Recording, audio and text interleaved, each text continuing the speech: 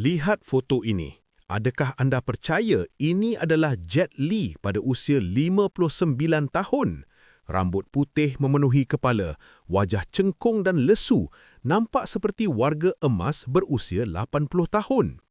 Ini bukanlah kesan daripada latihan seni bela diri, tetapi disebabkan satu penyakit yang ramai antara kita sedang alami.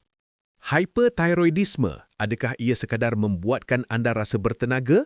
Salah. Ia ibarat memasang pecutan nitrogen atau nitro pada enjin badan anda, menyebabkan kadar metabolisme meningkat 2 kali ganda, malah sehingga 30 kali lebih laju. Seluruh organ dalaman anda dipaksa bekerja melampaui had, menyebabkan nyawa anda terbakar dengan lebih pantas. Yang paling menakutkan, ramai yang bersikap acuh tak acuh dengan ubat-ubatan. Hasilnya, apabila makan ubat, badan menjadi gemuk dan lembap. Apabila berhenti ubat, badan menjadi kurus kering dan jantung mula gagal.